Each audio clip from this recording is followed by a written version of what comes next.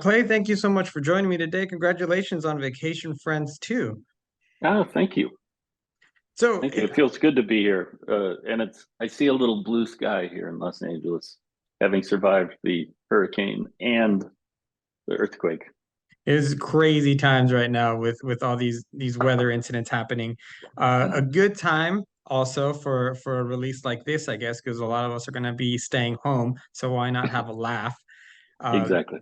so last year, Vacation Friends was a pleasant surprise for me because of the chemistry of your cast. Yeah. What can we expect now from the sequel?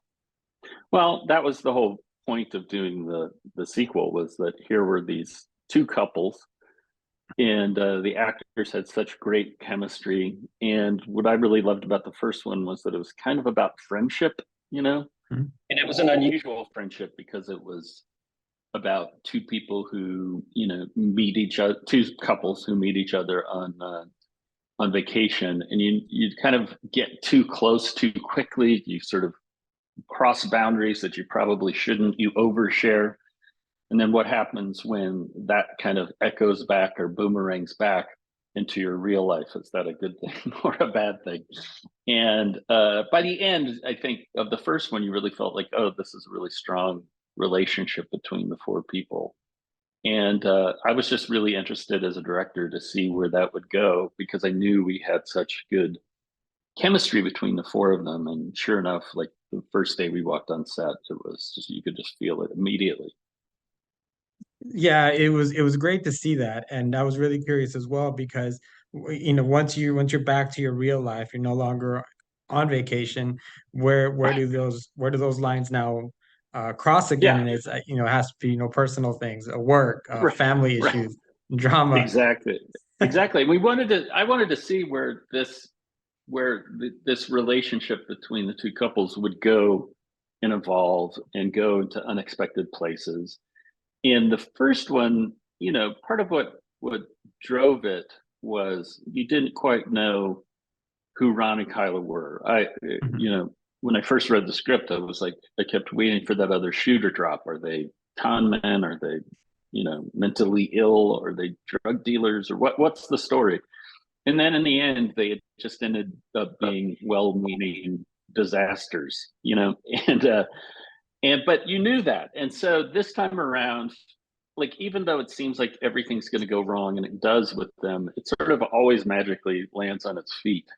And this time around, especially when we brought in Steve Buscemi, I think we all wanted to like play around with like, well, what happens if someone isn't so harmless?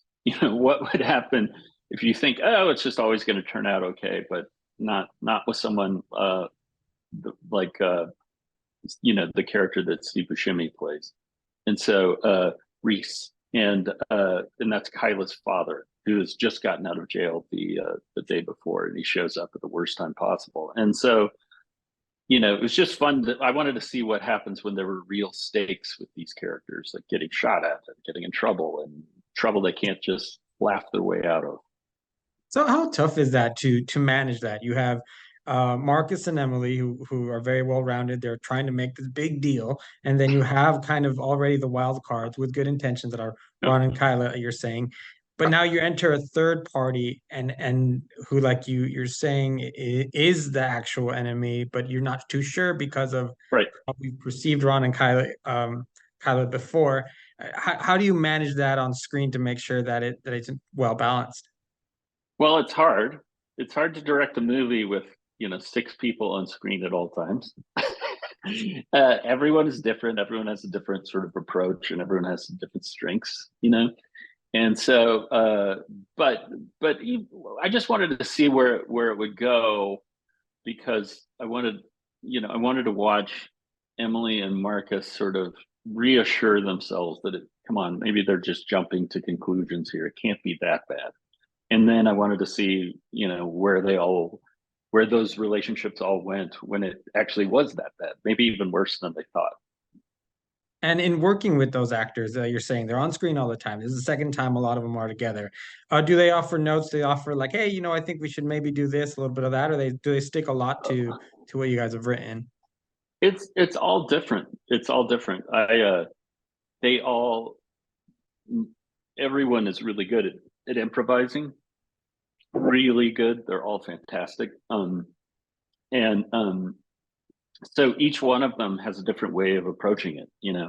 John is very specific about how he approaches things, and we have a great relationship in terms of like he totally takes direction in my ideas, and it's just a joy. They all do, but they all have a different approach to it, and you kind of the job of the director is sort of like to find people's strengths and steer things towards them and still make sure the whole is getting served and the stories are getting told. And the second time around it's so much easier because like, oh, this is where it was great to let Meredith just do what she feels like in this moment. And Rel, all so much of the best stuff of his character in the first one as well as the second one is just letting him do it. And Yvonne is just incredible. In some ways, she sort of has the hardest job because she plays the sensible center to things, and just the way that she relates to everyone. In many ways, we are the ones looking through her eyes because she is the most grounded of all the characters. And it's a really tough job, but they all have different strengths. And I think bringing in somebody like Steve Buscemi, who everyone respected so much, he just elevated the proceedings all the way around. So, and also just the joy and just a joy to work with. Yeah, it has to be a lot of fun because we've seen him play those serious roles, Boardwalk Empire, things like that. And we've seen him, in other films with Adam Sandler and stuff, play the complete goofball. So to play that middle line character where you're not really sure where he's headed, it must be Yes. really fun. It's Yeah, perfect for the job. yeah, it was great. And we talked about it before we started shooting, and we he was like, how much of a criminal is he? And we both decided that like he's just a guy that cannot help himself, but every time he's got a chance to get out of something, he just digs in deeper and deeper, and he just can't get out of his own way. And In in a in way, people like that are more dangerous because I know people who like who aren't quite fully like they're not inept, but they're capable just enough to get you into trouble, but not capable of getting you out of it. yeah, we all know certain people like that where you think yeah, Yeah, you think they're okay, and then you're not surprised, but you're yeah, disappointed. exactly. So yeah, and I did want to ask, with the first film, there's always never really a sense of security that there is going to be a sequel because you got to wait till it's well received. But as you're filming that, did you have already ideas of where you wanted to take these characters, and if so, what kind of things in their chemistry, specifically Howry's and Cena's, did you see that you're like, oh, I really want to do more with it? Um, I future tripped every scenario when I was doing the first movie, like from it being. If you know me, I think you would say I'm not the most optimistic human, but I future tripped every more like, oh my God, this is going to be a disaster to, oh my God, this is going to be great. Everything in between, but never once did I even contemplate we would do a sequel. So I didn't think about it at all. And then when the studio wanted one, it was such an interesting thing. I tried to figure out and talk to the actors. We all sort of agreed, like, we want to see where these characters go. Like, how does being a parent change Ron and Kyla, and how does it not change them as well? And what is, for Marcus and Emily, what now that they really know Ron and Kyla, how much do they trust them and how secure do they feel with them? And it was an interesting, we all knew when we were shooting the movie, like it could be an interesting thing about just seeing where this relationship goes into unexpected ways, and how does it grow?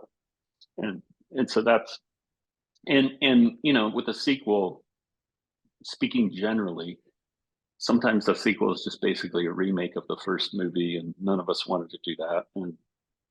Um, Sometimes it's like the characters completely change, and we didn't want to do that either. We just wanted to sort of take it to try something new and go further with everything.